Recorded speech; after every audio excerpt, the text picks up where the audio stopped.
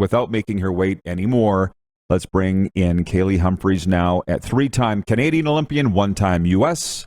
Olympian, and just coming off a gold medal performance in Beijing. Kaillie, how you doing? Welcome to the RP Show. Good to see you today.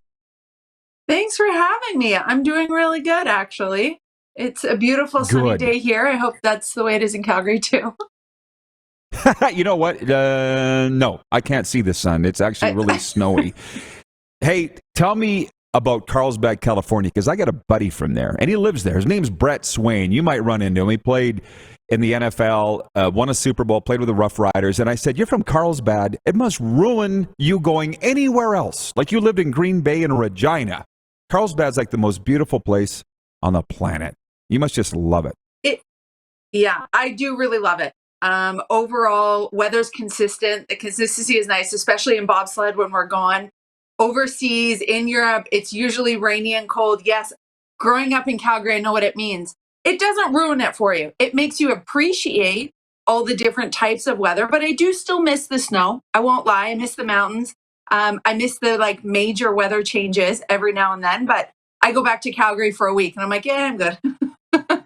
I'm ready for California. Well, I know. Again, I know. Yeah. Well, and this is your hometown. And I went to Mount Royal, by the way, and I'm back here and I'm loving everything that it has to offer, but I'll be going back to Florida soon. That's where we spend half the time. But Kaillie, I was watching the Olympics from Florida, and I'll be honest, I'm a hockey and football guy per se. So when I saw you trot out in red, white, and blue, I was like, huh?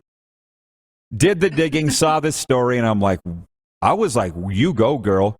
Good for you. And then, of course, to cap it off with the gold, even better in monobob, and that looks very exciting. But how's this journey been for you? How are you doing through all of it? I'm doing really great now. I mean, hard not to be with a gold medal. At the end of the day, it definitely has come full circle. And the journey has been challenging. It's been hard. It wasn't an easy decision. Let me say that. It took a year worth of negotiating. My parents, my family are still back in Calgary. And I love Canada in general, but I also love the United States of America. And as a dual citizen now, it was a huge honor to be able to go to the Olympics and represent a country that has provided me a future, an opportunity to extend my career. And they provided me a safe place when Bobsled Canada wouldn't. And they didn't back me when they chose the coach over me. I made a choice to protect myself. And the people that were there to protect me did not stand up, did not protect me from a coach that I felt was very abusive, harassing, demeaning, diminishing, demoralizing to myself physically and mentally. And I needed to make a choice. And while it's not a choice that I expect everybody to understand or an easy one, it's not like I just woke up and was like, okay, sounds good. It was an agonizing choice to end a 16-year career with Canada. And it was heartbreaking. And I felt so let down from an organization. But Canada as a whole has been so supportive. And I love the Canadians that have chose to follow along and cheer for me, even though I know it's heartbreaking for them to see me in different colors. But they chose to back me as a person and as a female athlete. And I am so honored that they've followed along on the journey, that they've chosen to support me as a female athlete, regardless of what I feel is best for me. And coming to the United States has been the most amazing experience for me. Again, I wouldn't expect everybody to understand, but I came into an organization that wanted to know my thoughts, my feelings, that allowed me to make choices about my career, that wanted feedback and say as to how I could make history, how I could be even better. And this gold medal shows that. Being the first ever to win women's monobob, I don't think this would have been possible in any other country or organization. And I'm very honored and blessed to represent the United States. And I'm so proud of my time when I represented Canada, and nothing will ever take that away. I am a dual citizen. I am proud to be a Canadian, but I am also proud to be an American. So, it's definitely bittersweet when I think of my career with Canada and how it ended, but I don't take back a single moment. And every single time I stepped on that podium, I did it with as much pride and passion and commitment as I possibly could. And I think my, Olympic gold medals with Team Canada, although it gets heavy wearing all of them, I do put them all on together, and they do mean just as much to me. And so, it's been a journey, to say the least, but I'm proud of myself that I stood up to abuse and harassment and an environment where I felt unsafe, and I risked it all. I risked never going to an Olympics again in order to put myself in a safe environment with sport and to have another opportunity. I just start again. No sponsors, having to reprove and remake a national team. Everybody forgot about everything that had gone in the past, and I had to reprove everything in order to make Team USA. And I wouldn't have had it any other way, but my history didn't transition over, and that's okay. But starting again, anybody that's had to start again in a new country, in a new city, at a new school, at a new job, you'll understand how uneasy that feeling can be. And definitely starting again with new sponsors and just overall with social media this day and age, it was a challenge. But I had my family, I had my friends, the community around me here in Carlsbad has supported me tremendously. And because of that, I'm in a really great place right now. And I hope people can appreciate that too. I can tell by your smile, and I'm sitting here listening to you thinking, have you been reading my diary? Because just yesterday, I put on my Instagram, I'm a certified recovery coach, I posted, you are going to piss a lot of people off when you start doing what's best for you. And this interview has gone exactly the way that I had hoped that it would, that you would be able to get your story out, and I hope it feels good to say it. But I have to say this, I was so happy for you when they put the gold medal around your neck. And you were in red, white, and blue. What did that feel like to have sort of accomplished what you'd set out to do? What was that feeling? Was it the best feeling ever? It really was. I won't lie. It was the most empowering and positive and heartwarming feeling. I was fairly emotional. For me, receiving this gold medal, knowing that there was no guarantee. 2 months before the games, I wasn't going to the Olympics. I only received my citizenship December 22nd, and you need citizenship in order to compete at an Olympic Games. That's the International Olympic Committee rules. So there was a period when I was fighting just to be able to compete, and it didn't matter how good I was or current world champion or what I could commit or how hard I fought to get women's monobob in a second event for women in general. None of that mattered. It was passport over anything. And it was it was hard.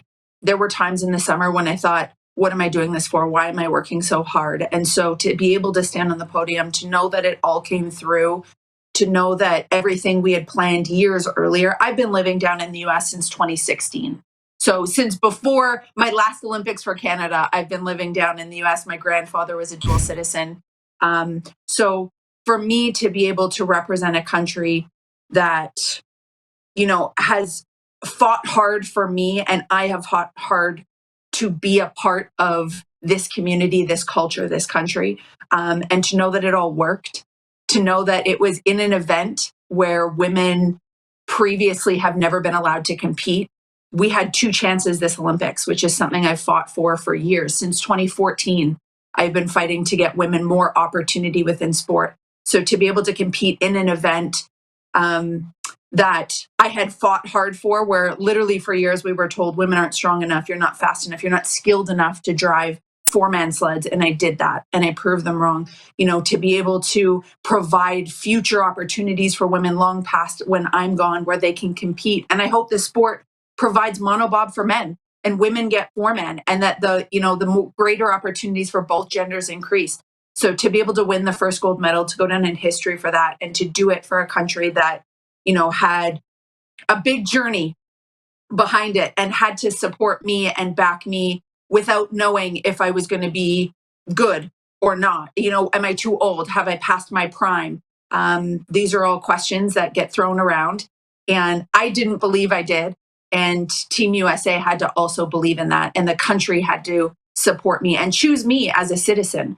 Above sport, they had to go, are you worthy of, being a citizen of our country? And so to know that all of these big things came at the time that they needed to, and regardless of how many traitor comments I get on social media, I'm able to just look the other way and know that I did what was right for me and what was right in order to be able to have a healthy lifestyle, physically and mentally. And to know that I had to stand up for myself in that was very empowering, that the country chose me to. And so to do all of that in a very short period of time, although 4 years isn't that short, but it's a short period of time to accomplish all that. I was very proud of myself. I'm proud of the country. I'm proud for everybody in Canada that chose to support and back me as an individual.